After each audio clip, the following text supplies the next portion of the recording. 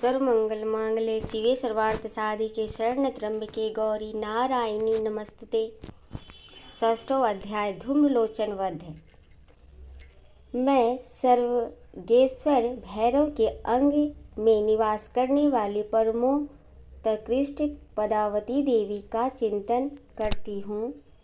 वे नागराज के आसन पर बैठी हैं। नागों के फनों में सुशोभित होने वाली मणियों की विशाल माला से उनकी देहलता उद्भासित हो रही है। सूर्य के समान उनका तेज है। 3 नेत्र उनकी शोभा बढ़ा रहे हैं। वे हाथों में माला, कुंभ, कपाल और कमल लिए हुए हैं तथा उनके मस्तक में अर्धचंद्र का मुकुट सुशोभित है। ऋषि कहते हैं, देवी का यह कथन सुनकर दूत को बड़ा अमर्ष हुआ और उसने दैत्यराज के पास जाकर सब समाचार विस्तार पूर्वक कह सुनाया। दूत के उस वचन को सुनकर दैत्यराज कुपित हो उठा और दैत्य सेनापति धूम्रलोचन से बोला, धूम्रलोचन, तुम शीघ्र अपनी सेना साथ लेकर जाओ और उस दुष्ट के केस पकड़कर घसीटते हुए उसे बलपूर्वक यहाँ ले आओ। उसकी रक्षा करने के लिए यदि कोई दूसरा खड़ा हो तो वह देवता, यक्ष अथवा गंधर्व ही क्यों न हो, उसे अवश्य ही मार डालना। ऋषि कहते हैं, सूम्य के इस प्रकार आज्ञा देने पर धूम्रलोचन दैत्य 60,000 असुरों की सेना को साथ लेकर वहां से तुरंत चल दिया। वहां पहुंचकर उसने हिमालय पर रहने वाली देवी को देखा और ललकार कर कहा, अरे तू शुभ निशुभ के पास चल। यदि इस समय प्रसन्नतापूर्वक मेरे स्वामी के समीप नहीं चलेगी तो मैं बलपूर्वक झोटा पकड़कर घसीटते हुए तुझे ले चलूँगा। देवी बोली, तुम्हें दैत्यों की राजा ने भेजा है। तुम स्वयं भी बलवान हो और तुम्हारे साथ विशाल सेना भी है। ऐसी दशा में यदि तुम मुझे बलपूर्वक ले चलोगे तो मैं तुम्हारा क्या कर सकती हूँ। ऋषि कहते हैं, देवी के योग कहने पर असुर धूम्रलोचन उनकी ओर दौड़ा। तब अम्बिका ने हूँ शब्द के उच्चारण मात्र से ही उसे भस्म कर दिया। फिर तो क्रोध में भरी हुई दैत्यों की विशाल सेना और अम्बिका ने एक दूसरे पर तीखे सैकड़ों शक्तियों तथा फरसों की वर्षा आरंभ की। इतने में ही देवी का वाहन सिंह क्रोध में भरकर भयंकर गर्जना करके गर्दन के बालों को हिलाता हुआ असुरों की सेना में कूद पड़ा। उसने कुछ दैत्यों को पंजों की मार से, कितनों को अपने डाढ़ों से और कितने ही महादैत्यों को पटक कर होठ की डाढ़ों से घायल करके मार डाला। उस सिंह ने अपने नखों से कितनों के पेट फाड़ डाले और थप्पड़ मारकर कितनों के सिर धड़ से अलग कर दिए। कितनों की भुजाएं और मस्तक काट डाले तथा अपनी गर्दन की बाल हिलाते हुए उसने दूसरे दैत्यों के पेट फाड़कर उसका रक्त चूस लिया। अत्यंत क्रोध में भरे हुए देवी के वाहन उस महाबली सिंह ने क्षण भर में ही असुरों की सारी सेना का संहार कर डाला। सुम्र ने जब सुना कि देवी ने धूम्रलोचन असुर को मार डाला तथा उसके सिंह ने भारी सेना का सफाया कर डाला, तब उस महादैत्य को बड़ा क्रोध हुआ। उसका होठ कांपने लगा। उसने चंड और मुंड नामक 2 महादैत्यों को आज्ञा दी, हे चंड और हे मुंड, तुम लोग बहुत बड़ी सेना लेकर वहां जाओ।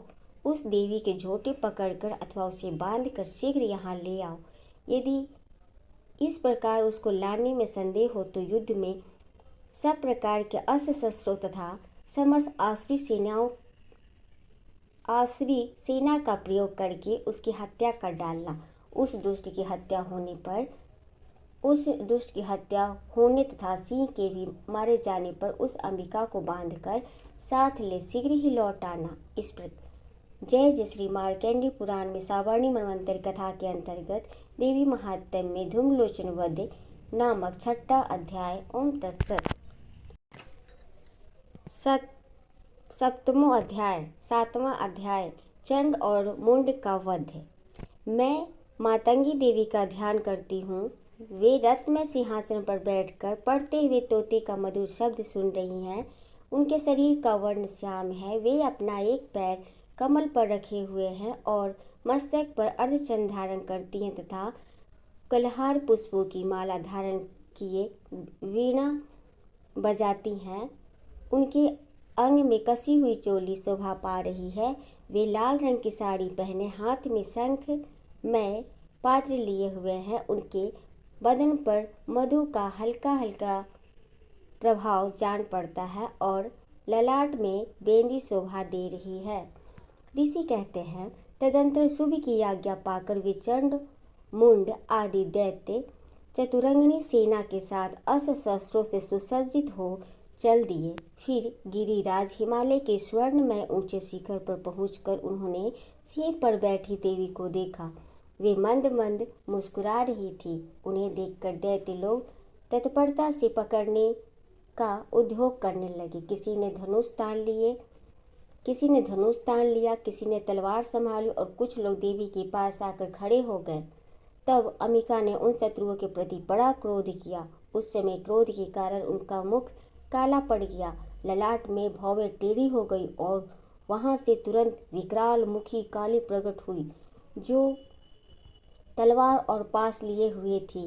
वे विचित्र खड़वांग धारण किए और चीते के चर्म की साड़ी पहने नर मुंडों की माला से विभूषित थी। उनके शरीर का मांस सूख गया था, केवल हड्डियों का ढांचा था, जिससे वे अत्यंत भयंकर जान पड़ती थी। उनका मुख बहुत विशाल था, जीभ लपलपाने के कारण वे और भी डरावनी प्रतीत होती थी। उनकी आंखें भीतर को धसी हुई और कुछ लाल थीं। वे अपनी भयंकर गर्जना से संपूर्ण दिशाओं को गुंजा रही थी। बड़े बड़े दैत्यों का वध करती हुई वे कालिका देवी बड़े वेग से दैत्यों की उस सेना पर टूट पड़ी और उन सबको भक्षण करने लगी। वे पार्श्व रक्षकों, अंकुशधारी महावतों, योद्धाओं और घंटा सहित कितने ही हाथियों को एक ही हाथ से पकड़कर मुंह में डाल लेती थी। इसी प्रकार घोड़े, रथ और साथियों के साथ रथी सैनिकों को मुंह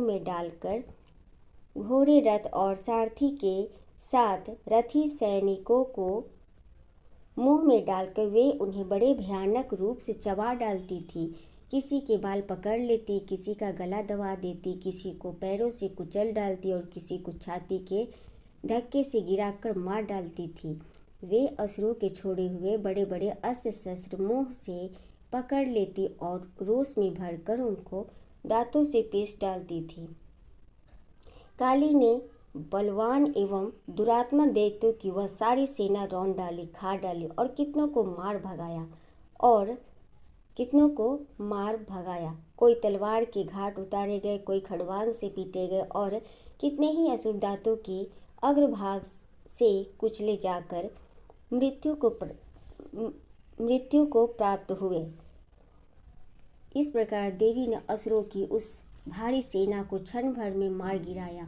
यह देख चंड उन अत्यंत भयानक काली देवी की ओर दौड़ा तथा महादैत्य मुंड ने भी अत्यंत भयंकर बाणों की वर्षा से तथा हजारों बार चलाए हुए चक्रों से उन भयानक नेत्र वाली देवी को आशान्वित कर दिया। वे अनेकों चक्र देवी के मुख में समाते हुए ऐसे जान पड़ते मानो सूर्य के बहुतेरे मंडल बादलों के उदर में प्रवेश कर रहे हों। तब भयंकर गर्जना करने वाली काली ने अत्यंत रोष में भरकर विकट हट्टास किया। उस समय उनके विकराल वदन के भीतर कठिनता से देखे जा सकने वाले दांतों की प्रभा से वे अत्यंत उज्जवल दिखाई देती थी। देवी ने बहुत बड़ी तलवार हाथ में ले हाँ का उच्चारण करके चंड पर धावा किया और उसके केस पकड़कर उसी तलवार से उसका मस्तक काट डाला।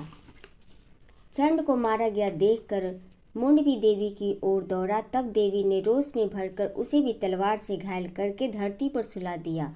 महापराक्रमी चंड और मुंड को मारा गया देख मरने से बची हुई बाकी सेना भय से व्याकुल हो चारों ओर भाग गई।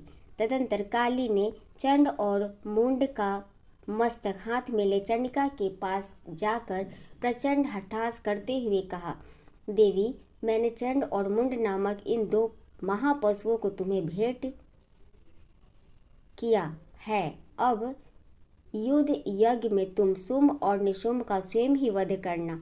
ऋषि कहते हैं, वहां आए हुए उन चंड मुंड नामक महादैत्यों को देखकर कल्याणमयी चंडी ने काली से मधुर वाणी में कहा, देवी तुम चंड और मुंड को लेकर मेरे पास आई हो, इसलिए संसार में चामुंडा के नाम से तुम्हारी ख्याति होगी। इस प्रकार जय जय श्री मार्कंडेय पुराण में सावर्णी मनवंतर की कथा के अंतर्गत देवी महात्म्य में चंड मुंड वध नामक 7वां अध्याय।